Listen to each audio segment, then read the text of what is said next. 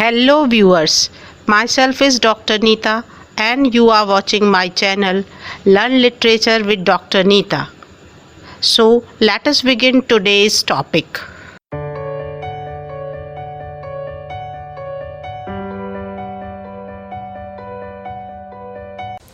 Hello dear students, today we will learn about On the Sublime by Longinus, a famous Greek critic after Plato and Aristotle. So let us begin. So first of all, we would come to know about this book On the Sublime. On the Sublime is a Greek work of literary criticism, and in Greek language the term on the sublime is pronounced as perihypsos, and the main objective of this work is to define qualities of an elevated and great writing. As far as the time period is concerned, the book was basically written in 1st century AD, but it was not discovered until 16th century. Unfortunately, it was ignored by people or remained unpublished, but it was published by Robertello at Basel in 1554. There is a dispute about the authorship of this book also. The real author of it is unknown, but the predictions are made on names like Dionysius, Cassius Longinus and others. Therefore, sometimes the author is called as pseudo Longinus. The form of this literary work is epistolary. It means it is written in the form of letters, and the letter was written to Terentius. Perhaps he was a young Roman nobleman. The structure of the book is like this. It is divided into 6 sections and it is having in all 44 chapters. Now we would see when it was translated into English. It was translated during Elizabethan period with different titles, but this title On the Sublime was given by William Smith in 1739, and since then it is a popular work, and it also affected the Romantics. There is something special about it, as it was discovered later on that such kind of treatise is there, and that is why some part of it is missing. At least 1/3 of the book is missing. No doubt it is a book related about a great writing or the elevated writing, but simultaneously it is a book which is also defining art of oratory, and that part is missing in fact. Now, what is sublime? If you see the meaning of dictionary, the word sublime stands for something which is lofty, grand or exalted in thought, expression or manner. So anything, whether it is a piece of literature or something else, or it is a painting, etc., if it is lofty, grand or exalted in thought, expression or manner, and it is also having a spiritual, intellectual or moral birth, it means that thing can be put under the category of sublime. The same definition is applicable on literature or a piece of literature which is written by some great writer. Here sublime stands for a piece of writing or oratory that possesses specific qualities of a grand, noble and impressive style, that has the capacity to excite thoughts and emotions beyond ordinary experience. So, sublime is a quality which affects the reader. It affects the thoughts of the readers, and it uplifts the reader into an extraordinary kind of experience. There are a few definitions or a few phrases that I have quoted from Longinus, what he says about the sublime. According to Longinus, sublimity is the echo of the greatness of spirit.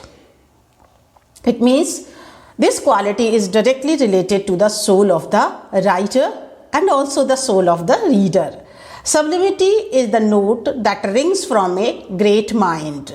Definitely, who are having the great mind, having the noble ideas, and the things written by them would definitely have the quality of sublime.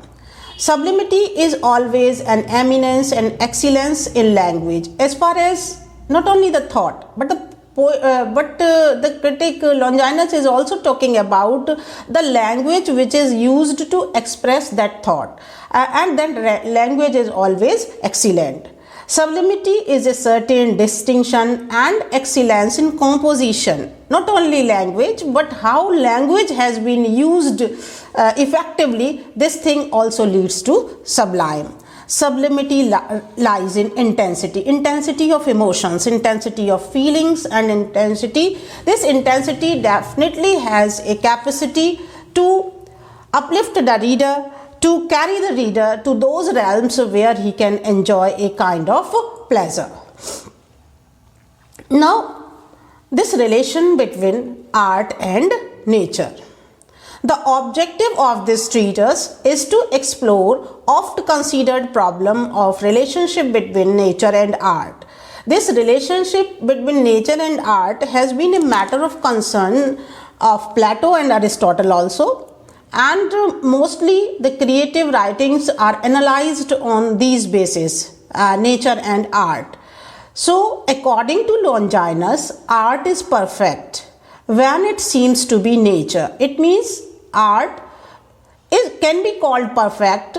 The craft, the art of writing can be called perfect when it seems to be nature. It means it is ditto of nature. It is the copy of nature, or it is imitation of nature. And nature hits the mark when she contains art within her. So this is the thing which he is trying to make us understand, that for a great writing, some natural genius is essential and something can be acquired. So I have tried to point out that that great writings are contributed by these two things. Natural genius. Natural genius means the things which are innate, which are possessed by us by birth. That is the noble soul and great mind. It is the innate thing which we have by birth, or any great writer has by birth. And other things are the acquired skills. Acquired skills means how to use the language, how to make proper use of figures of speech, how to present the things effectively, how the ideas can be converted into an effective language. All these things can be acquired. They can be learnt by the imitation of the great writers.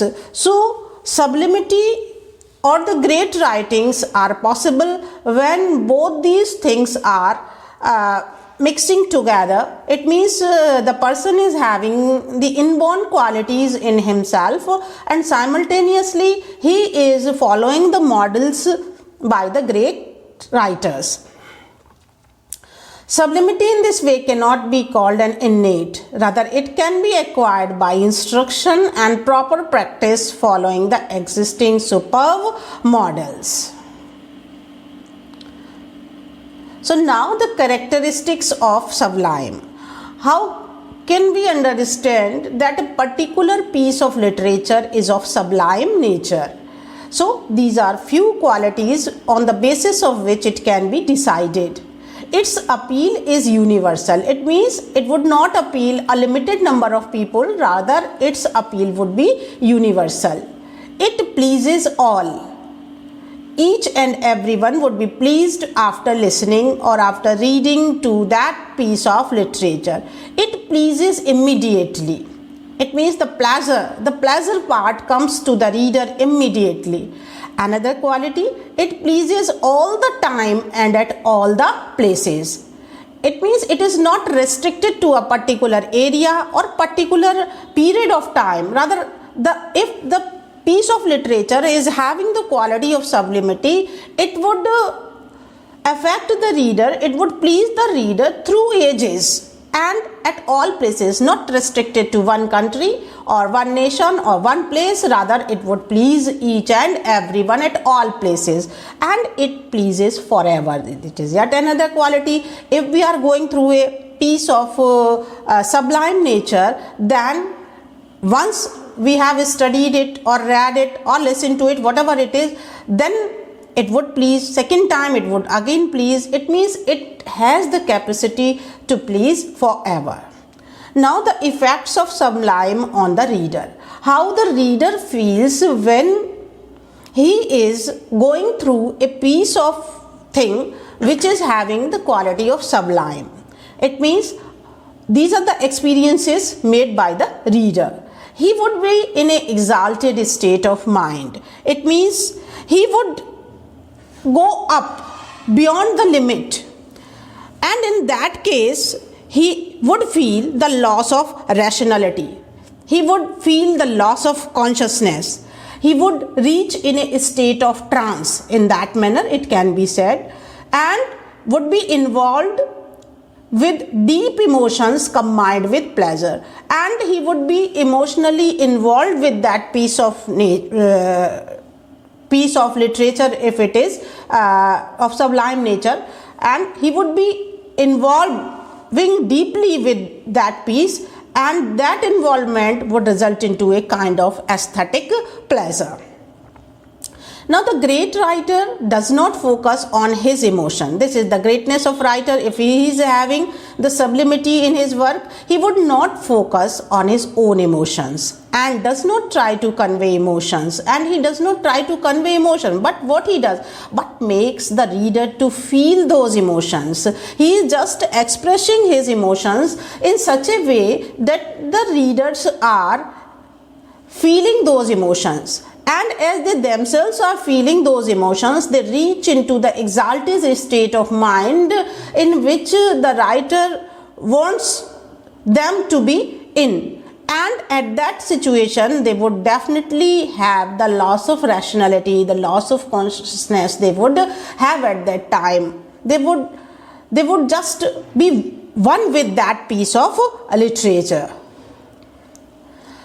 Now these things, he is talking about such things which were not talked about by Aristotle and Plato. They are the classical writer and having those classical traits, but Longinus for the first time is talking about the things because of which we can put him in the category of a romantic critic. Longinus differs in his theory of poetry from his predecessors like Plato and Aristotle. Longinus has marked out grounds of criticism very far from those of the ancient period. It has been said by a critic, Saintsbury.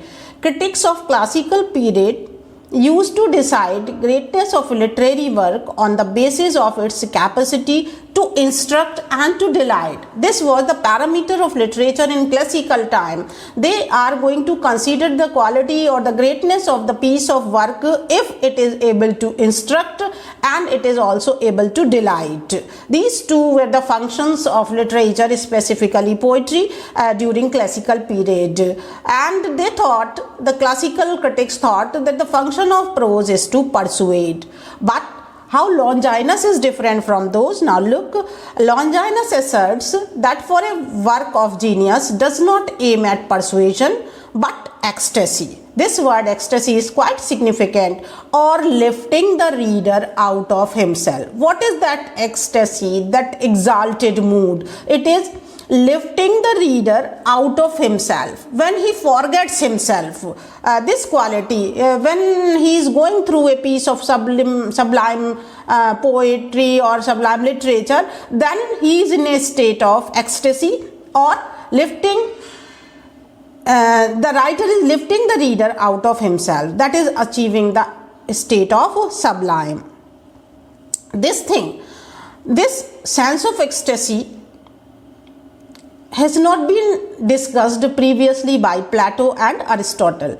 Longinus stress on the elements like passion, ecstasy, imagination, transport, intensity, exaltation, sublimity, etc. in his criticism make him a romantic critic. While the previously Aristotle and Plato used to talk about logic, moral instruction, delight, though Aristotle is a little bit different from Plato, that we would discuss later on, and he also talks about a pleasure, but that pleasure is of a different kind. He is not in favor of strictly following the pattern of set critical rules of classical period. Rather, he lays emphasis on nobility of heart and mind and on a style which can be enriched by the use of metaphor, hyperbole and other figures of speech. One thing in the previous slide I told you that he is talking about following the models of the great writers, but he is not in favor of blindly following the models. He is not in favor of strictly following the pattern. But what he wants, he lays emphasis on nobility of heart and mind and on a style which can be enriched by the use of metaphors, hyperbole and other figures of speech. It means he suggests that the great writers should be considered the models and they should be followed if you want to create a piece of sublime nature. But that should not be a blind adherence to the rules and regulations of the great writers. Rather, they should be shifted according to the purpose, and only thing that should be taken into consideration is the nobility of heart and mind. He is neither in favor of rejecting those rules and regulations, nor he is asking to follow them blindly. Now, certain qualities of Longinus are of romantic nature, but in fact there is a blending of romantic and classical traits in Longinus. Longinus was regarded by Dryden as the greatest critic after Aristotle. Similarly, Scott James called Longinus that he combined romanticism with what is sanest in classicism. He has not combined romanticism, blindly bled classicism, rather whatever is sanest, whatever is noble, whatever is good in classicism, he included it into romanticism. On one hand, he talks of passion, imagination and exaltation like romantics, and on the other, like classicist, he accepts the theory of imitation and expresses his respect for classical Greek models which follow rules and regulations and refined and cultivated poetic style.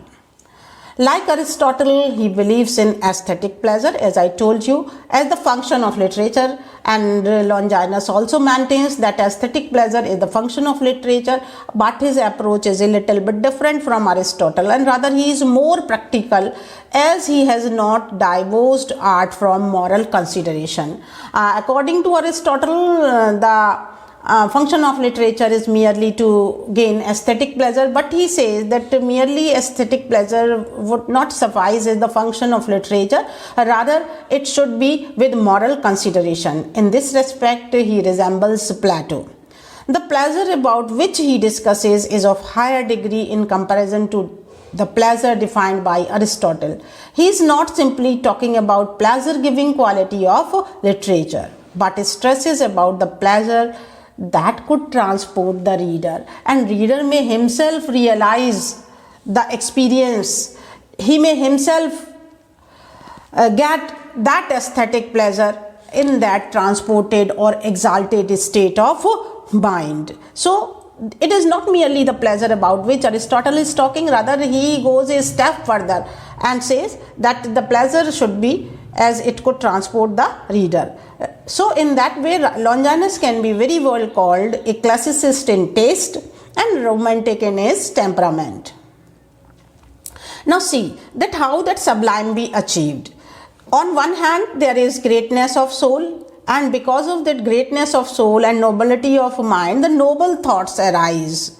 And on the other hand, there is imitation of the models of Greek or great masters, and after learning the dignified style and figurative language, these noble thoughts, figurative language, dignified style, they combine to make a piece of literature sublime. And when the reader reads the sublime literature, he is transported into a realm where he can feel a kind of aesthetic pleasure. So this sublimity of literature has the capacity to transport and sway not only the writer but also the reader. So for the achievement of sublime greatness of soul and the following of the models of great master is very essential.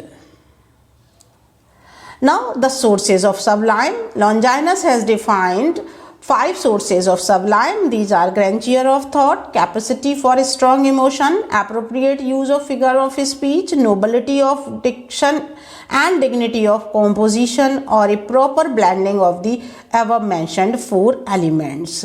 So these sources of sublime I would discuss in the next video. So go through that, and thanks for patience listening to this video.